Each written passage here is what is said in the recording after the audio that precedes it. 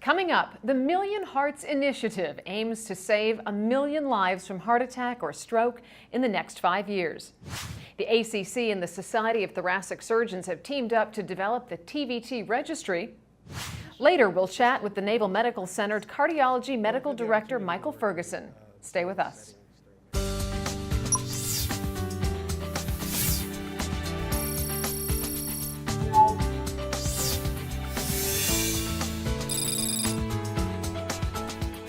Welcome to this edition of the ACC Update for December. I'm Lisa Fletcher.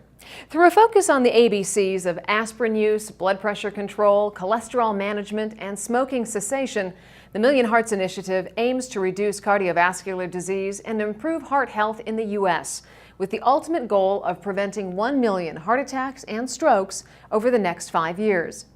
The initiative is managed by the Centers for Disease Control and the Centers for Medicare and Medicaid Services, and overseen by former ACC Senior Vice President of Science and Quality, Janet Wright. The ACC is also supporting Million Hearts through the Pinnacle Registry and CardioSmart National Health Initiative. As part of an ongoing effort to ensure appropriate use of transcatheter valve therapy, or TVT, the ACC and the Society of Thoracic Surgeons have developed the TVT registry. Launching this month, the registry will track patient safety and real-world outcomes related to this emerging procedure. The TVT registry is developed in collaboration with the FDA, CMS, and other professional societies, including the Society for Cardiovascular Angiography and Interventions and the American Association for Thoracic Surgery. ACC and its partners will also be developing TVT appropriate use guidelines. On November 1st, the Centers for Medicare and Medicaid Services released the final 2012 Medicare Physician Fee Schedule. This final rule, which sets payment levels and other associated policies for next year, includes a number of issues important to cardiology. It cuts payments to cardiologists by an average of 2%, depending on the mix of services provided. It also includes the mandated 27.4% cut in overall Medicare payments as a result of the Sustainable Growth Rate Formula, or SGR.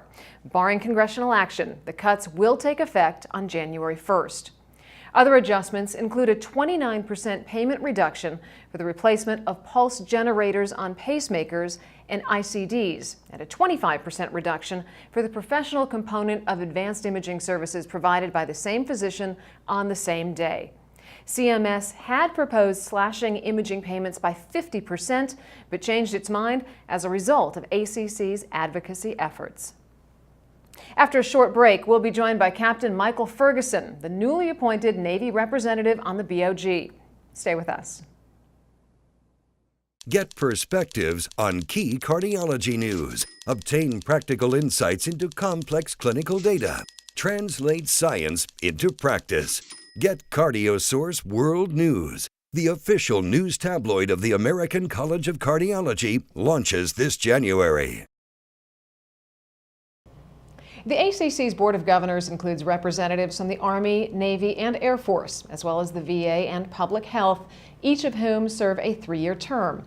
Joining me to talk more about military involvement with the ACC is U.S. Naval Captain Michael Ferguson, Cardiology Medical Director at the Naval Medical Center in Bethesda, Maryland, and the new Navy representative on the BOG. Captain, welcome. Thank you. Talk a little bit about the differences between the traditional practice system and military practice.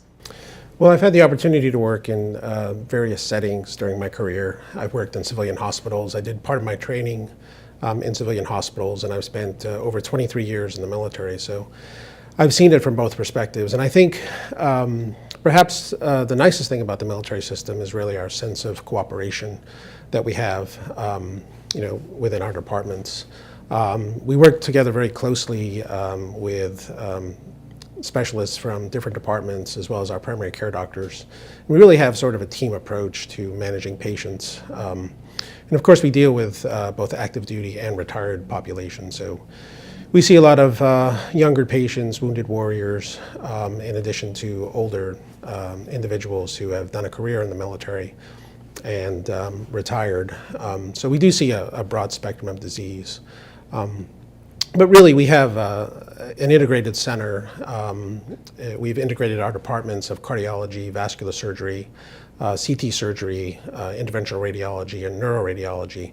We all work together in one center as a team, and we have a cooperative approach to the patients that I really didn't experience that much in the civilian world, where individuals may be in private practice or working more on an individual one-on-one basis with patients, whereas we do procedures together. I've done procedures with the cardiothoracic surgeons. I've done procedures with the interventional radiologists, working side by side.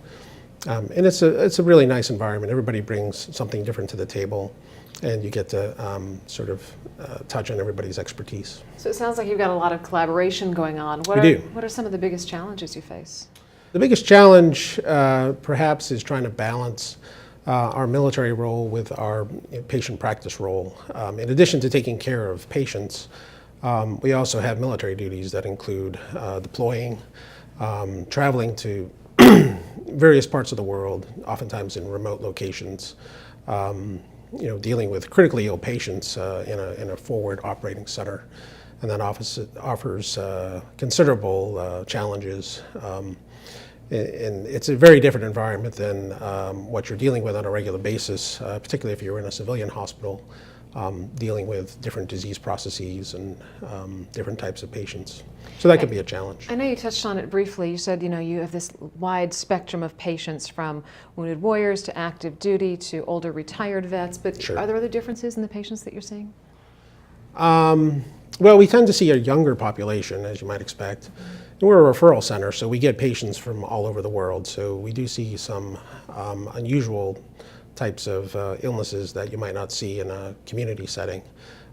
Perhaps in an academic setting, you'd see hypertrophic cardiomyopathy and anomalous coronaries and various types of arrhythmias, which we have a referral base that extends really around the world.